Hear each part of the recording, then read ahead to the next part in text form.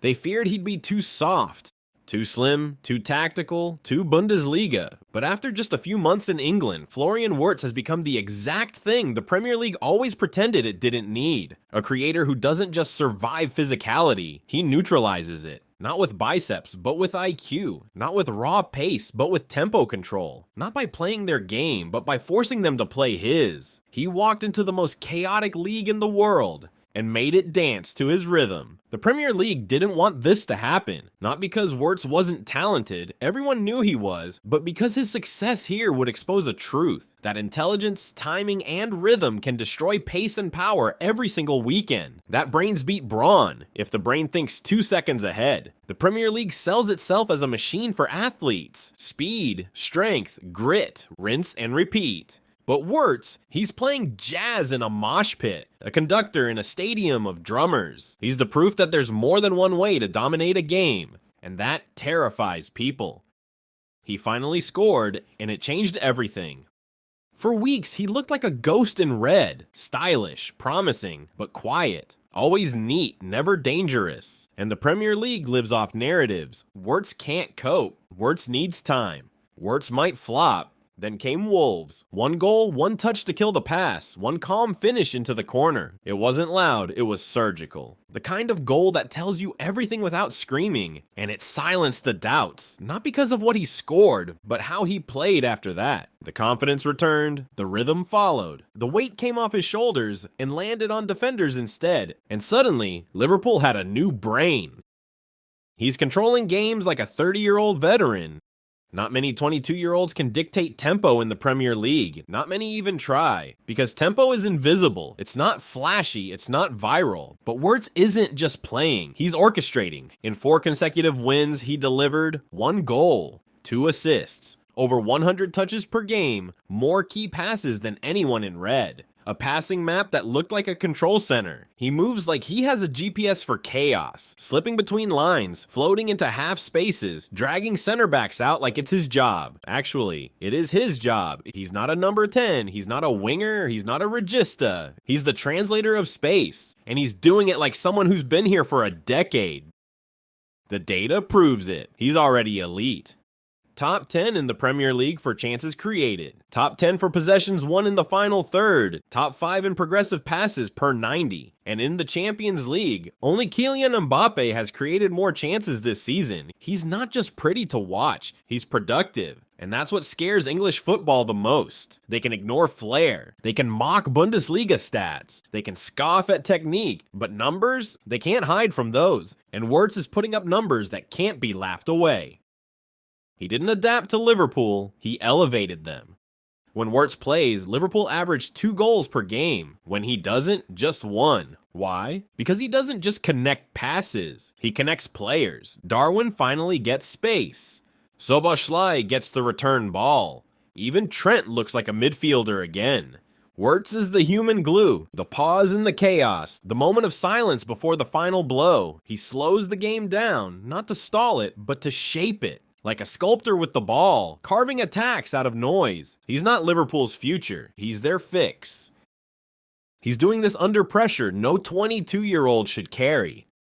A £1 million signing carrying, a tactical rebuild, thrown into 3 positions, and a country where every sideways pass earns a Twitter breakdown. Still, he thrives. Not by shouting, not by scoring every week, but by doing the simple things perfectly. Things most people don't even see. That turn into sequences, that unlock patterns, that kill games, that turn into space, that one-touch pass into the channel, that disguise through ball in transition. That's Wirtz's language. And now the Premier League is finally learning how fluent he is.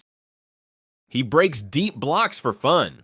Remember how the Premier League stops creative midfielders? Sit deep, close gaps, hit long. Wirtz laughs at that. Against Crystal Palace, 16 final third entries. Against Wolves, 7 line-breaking passes in 1 half. Against Everton, defenders gave up pressing. He kept turning into free space like it was FIFA glitch mode. He doesn't just unlock doors, he rebuilds the hallway. He doesn't need space handed to him. He creates it like an architect, on instinct. No blueprint, no manual, just vision, angles, and rhythm.